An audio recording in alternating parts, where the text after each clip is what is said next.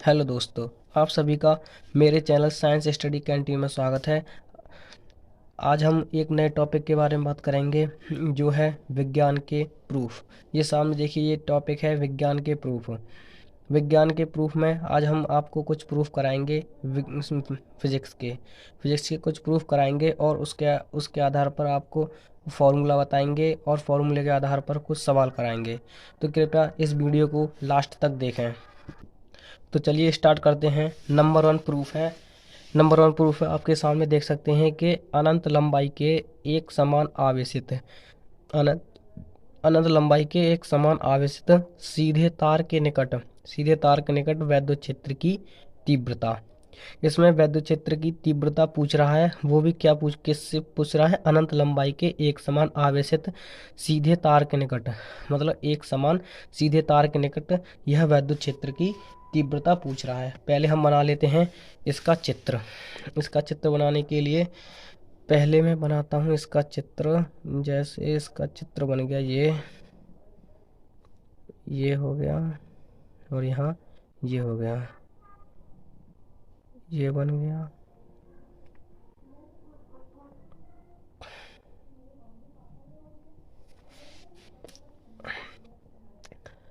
अब हम बनाएंगे आपके सामने ये एक, इसकी परिभाषा मैं अभी लिखाऊंगा, बाद में एक्सप्लेन करके आपको। पहले मैं बना लेता हूँ चित्र। ये होगा एक आवेशित तार जिसमें प्लस आवेश उपस्थित है। इसमें क्या है? प्लस आवेश उपस्थित है। और इस तार से आर दूरी पर एक पी बिंदु स्थित है। पी बिंदु स्थित है जिस पर क्या ज्ञात करना है? वैद्युत क्षेत्र की तीव्रता। और इसी पर क्या है? डी ए, मतलब छोटा क्षेत्रफल। इसी पर डी ए छोटा क्षेत्रफल। आपको हम बताएंगे आपको इसके बारे में परिभाषा। चलिए स्टार्ट करते हैं कि माना अनंत लंबाई के एक समान अनंत लंबाई के एक समान आवेशित तार का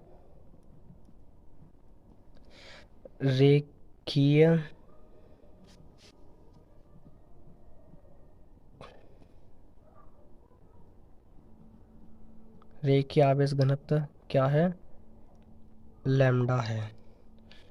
घनत्व लैम्डा है। और तार के निकट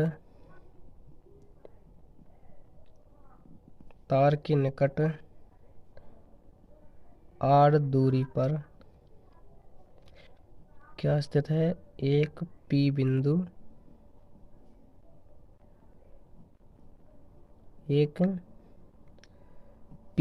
स्थित है। पी बिंदु स्थित है जिस पर क्या करना है? वैद्युत क्षेत्र की तीव्रता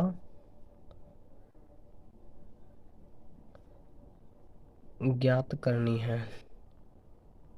जिस पर वैद्युत क्षेत्र की तीव्रता ज्ञात करनी है। अब इसको एक्सप्लेन करके बताते हैं कि क्या कह रहा है कि माना अनंत लंबाई के एक समान आवेशित तार का रेखीय आवेश घनत्व लैम्डा है। ये इसकी लंबाई होगी, यह हो जाएगी एल। यहाँ से यहाँ तक की लंबाई क्या हो जाएगी? एल हो जाएगी। तो ये कह रहा है कि माना अनंत लंबाई के एक समान आवेशित तार माना अनंत लंबाई, ये मान लेते हैं कि ये एक तार है और यह एक समान आवेशित है, मतलब इस पर आवेश है और तार का रेखीय आवेश घनत्व लैम्डा है। रेखीय आवेश घनत्व क्या होता है? रेखीय आवेश घनत्व होता है कि किसी रेखीय आवेश वितरण के एकांक लंबाई किसी रेखीय आवेश वितरण के प्रति एकांक लंबाई को रेखीय आवेश घनत्व कहते हैं। रेखीय आवेश घनत्व होता है लैम्डा, और इसका फॉर्मूला होता है रेखीय आवेश वितरण की किसी रेखीय आवेश वितरण की प्रति एकांक लंबाई को रेखीय आवेश घनत्व कहते हैं। ये होता है लैम्डा बराबर क्यू अपॉन एल, इसका फॉर्मूला होता है। अब हम देखते हैं कि मतलब रेखीय आवेश घनत्व लैम्डा है और तार के निकट आर दूरी पर, तार के निकट, ये तार हो गया, इस पे आर दूरी पर एक पी बिंदु स्थित है। पी बिंदु स्थित है और जिस पर क्या निकालना है, वैद्युत क्षेत्र की तीव्रता ई, जिस पर वैद्युत क्षेत्र की तीव्रता निकालनी है। अब हम इसमें कुछ पॉइंट लिखेंगे, जैसे पॉइंट नंबर 1। तो हम इसमें लिखते हैं पॉइंट। तो पॉइंट लिखने के लिए मैंने पहला पॉइंट डाल लिया है। अब लिखेंगे हमें किसी पृष्ठ के लिए, किसी पृष्ठ के लिए वैद्युत क्षेत्र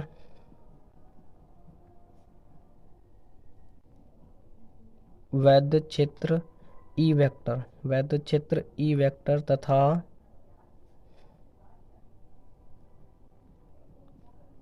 तथा क्षेत्रफल सदिश, क्षेत्रफल सदिश क्या होता है, डी ए वेक्टर। किसी पृष्ठ के लिए वैद्युत क्षेत्र ई वेक्टर तथा क्षेत्रफल सदिश डी ए वेक्टर दोनों की दिशा है, वो क्या है, समान है। आप इस चित्र में भी देख सकते हैं कि इसमें देखिए, ये देखिए ई वेक्टर की भी दिशा इधर है और डी ए वेक्टर की दिशा भी इधर है, मतलब इन दोनों की दिशा समान है। इस दोनों की दिशा समान है, तो इसमें दे रखा है कि क्षेत्रफल अवयव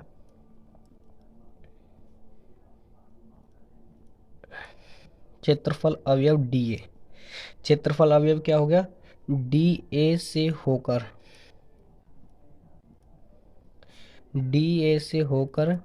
जाने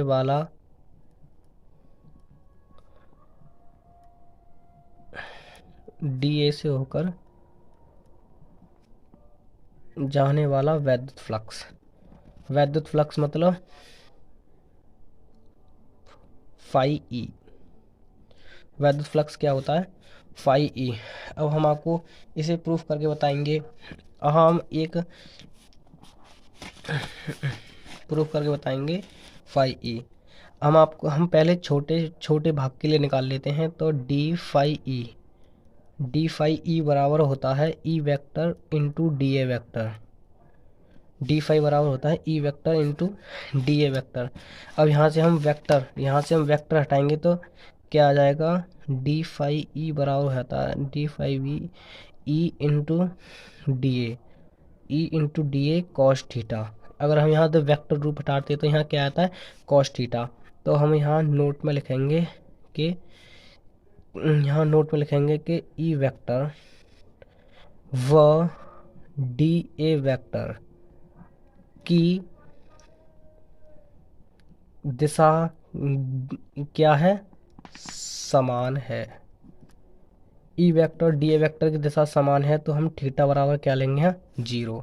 थीटा बराबर यहाँ लेंगे 0, अगर जब ए वेक्टर और डी ए वेक्टर की दिशा समान है। आप चित्र में भी देख सकते हैं कि E vector D A vector की दिशा क्या है, समान है। अब E vector D A vector की दिशा समान है, तो थीटा बराबर क्या लेंगे, हम 0 लेंगे। थीटा बराबर 0 लेंगे। हम आगे इसको सॉल्व करते हैं। थीटा बराबर 0 रखेंगे हम, डी फाई ई बराबर ई इंटू डी ए कॉस 0। तो आपको सभी को पता होगा कॉस 0 का मान कितना होता है, 1 होता है। ई इंटू डी ए, ये आ गया समीकरण। ये आ गया समीकरण। अब हम देखेंगे इसमें कि गॉसियन पृष्ठ, मतलब ये हो गया छोटे भाग के लिए। अब हम इसमें क्या निकालेंगे, गॉसियन पृष्ठ के लिए लिखते हैं हम कि गॉसियन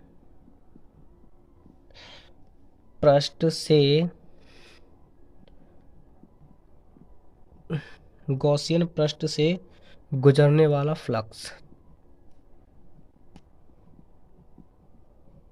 गॉसियन पृष्ठ से गुजरने वाला फ्लक्स। अब गॉसियन पृष्ठ से गुजरने वाला फ्लक्स पहले तो पहले तो किस किस कहाँ से जा रहा था, क्षेत्रफल अवयव मतलब डीए से होकर जा, मतलब छोटे से क्षेत्रफल से जा रहा था।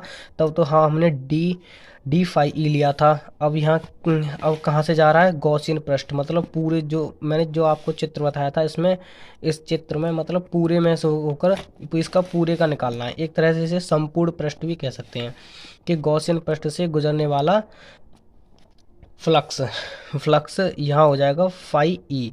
अब यहाँ हम डी नहीं लगाएंगे, यहाँ हो जाएगा फाई ई, तो यहाँ एक इंटीग्रेशन का चिन्ह आ जाएगा। इसे कहते हैं ई vector into D A vector. ये क्या हो जाएगा, ई vector into D A vector. आप सभी को पता होगा कि ई vector into D A vector हम हटाते हैं तो क्या क्या आता है, ये आता है कॉस थीटा। और कॉस थीटा का मान इसमें क्या है, जीरो, तो जीरो का मान क्या होता है, 1 होता है। तो हम इसको लॉन्ग में नहीं करके शॉर्ट में लिख देते हैं, ई इंटू डी ए। ई इंटू डी ए हो गया।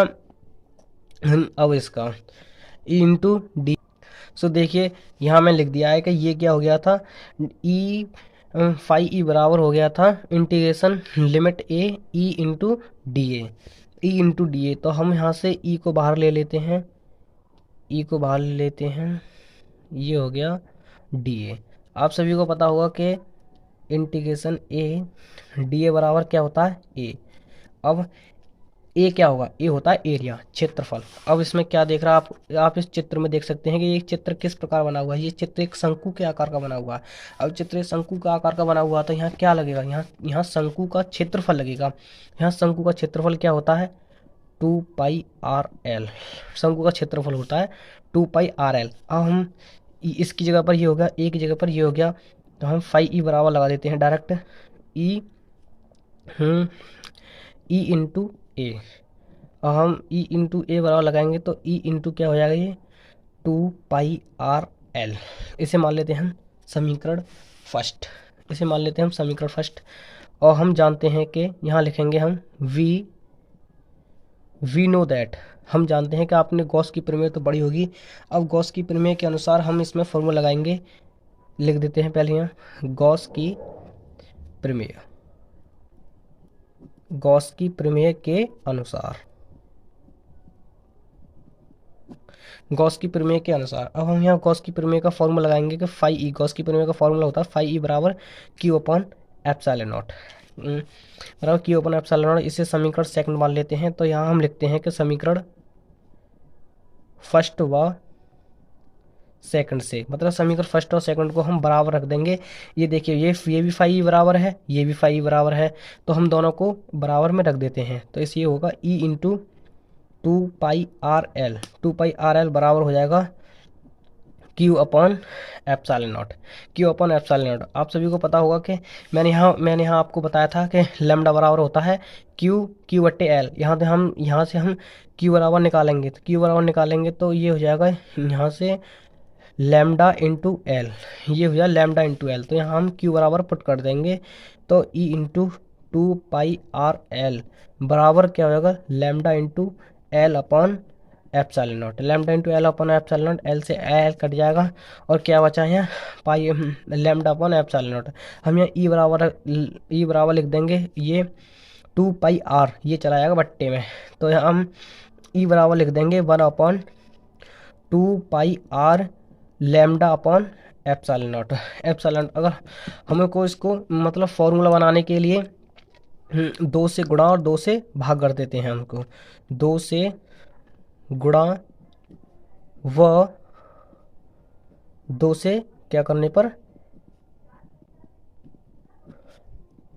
2 से गुणा व 2 से भाग करने पर 2 से गुणा व 2 से भाग करने पर। अब हम इसमें समीकरण में 2 से गुणा और 2 से भाग कर देंगे और इस एप्सिलॉन नॉट को हम आर के स्थान पर रख देंगे और आर को एप्सिलॉन नॉट के स्थान पर रख देंगे। तो 2 से 2 का में गुणा करेंगे तो कितना आएगा, 2 दूनी 4, 4 pi epsilon not, 4 pi epsilon not, और ये लैम्डा अपॉन क्या हो जाएगा आर, मतलब एप्सिलॉन नॉट हमने आर की जगह पर रख दिया, आर को एप्सिलॉन नॉट की जगह पर रख दिया।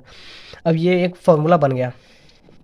हो हाँ, ऊपर भी तो गुणा कर रहेगा, ऊपर एक गुणा कर दिया हमने, टू लैम्डा अपन आर, और ये ई बराबर हो गया 1/4πε0 2 लैम्डा अपन आर। इसका मात्रक क्या होगा, न्यूटन प्रति कूलम।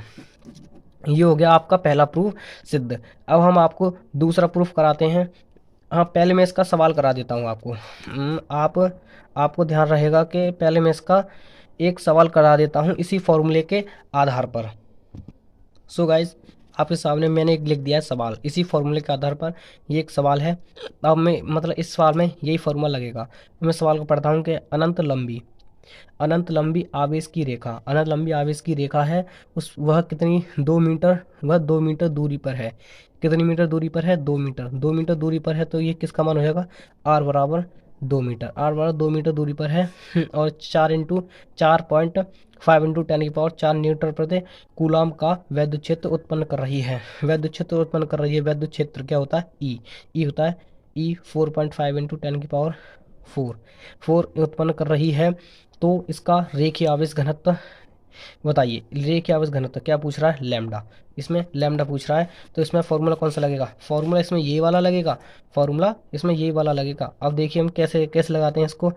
आप सभी को पता होगा कि 1/4 एप्सिलॉन नॉट का मान कितना होता है, एप्सिलॉन नॉट का मान होता है 9 × 10⁹ 9 × 10⁹ इसका मात्रक होता है न्यूटन मीटर स्क्वायर प्रति coulomb square, newton metre square प्रति कूलम स्क्वायर। अब इसका मान हम लगा देते हैं कि ई बराबर 9 × 10⁹ 9 × 10⁹ इसकी जगह पर लग गया। अब 2 × लैम्डा मान निकालना है हमें बट्टे आर का मान कितना है 2 मीटर है। 2 से 2 कट गया। यहाँ हम ई का मान रखना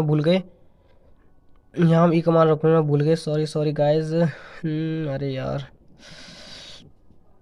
यहाँ हम लगा देते हैं 4.5 × 10⁴ 4.5 × 10⁴ ये लग गया हमारा ई का मान लग गया। यहाँ से 2 से 2 कट गया। अब ये बराबर में है बराबर में है, तो पहले इसको लिख देता हूँ मैं 4.5 × 10⁴ बराबर 9 लैम्डा × 10⁻, कितना हो गया, 9 हो गया। तो 9 से ये क्या बार कटेगा, 9 से ये क्या बार कटेगा, 9 पंजे 45, 9 पंजे 45, और हम एक संख्या बाद पॉइंट लगा दें। ये 0.5 बार कट गया 9 से 0.5 बार कट गया। लैम्डा 10⁻, क्या है यहाँ 9, 10⁻, यहाँ 9 है, 10⁻, यहाँ 4 है। ये उधर जाएगी तो ये क्या होगी, माइनस में हो जाएगी। ये बट्टे में बन जाएगी, बट्टे में ऊपर लाएंगे तो क्या हो जाएगी, ये माइनस में हो जाएगी। ये देखिएगा मैंने यहाँ लिख दिया है। अब ये 9 से क्या बार कटेगा, 0.5 बार। ये 0.5 बार कट गया। अब यहाँ से ये 10⁹ ये आएगी बट्टे में, तो ये हो जाएगा 0.5 × 10⁴ बट्टे 10⁹ बराबर हो जाएगा लैम्डा। 10⁹ प्लस में ऊपर जाके क्या किस में हो जाएगी, माइनस में। तो 0.5 × 10⁴ 4 × 10⁻⁻9 इक्वल टू लैम्डा। और 4 में से 9 गए तो कितने बचे, -5। तो इसका उत्तर आएगा 0.5 × 10⁻⁻5 0.5 × 10⁻⁻5 लैम्डा का मात्रक क्या होता है, लैम्डा का मात्रक होता है कूलम प्रति मीटर। कूलम प्रति मीटर इसलिए होता है क्योंकि लैम्डा बराबर होता है Q/L। अब Q का क्या हो गया, कूलम, और L का हो गया मीटर, तो कूलम प्रति मीटर हो गया इसका मात्रक। Thank you guys. सो हमारी वीडियो को देखने के लिए, अगर हमारी वीडियो पसंद आई हो तो कृपया चैनल को सब्सक्राइब करें, लाइक करें, और ज़्यादा से ज़्यादा मेरी वीडियो को शेयर करें। आज के लिए इतना ही। अब लौटते हैं एक नई वीडियो के साथ। थैंक यू, धन्यवाद।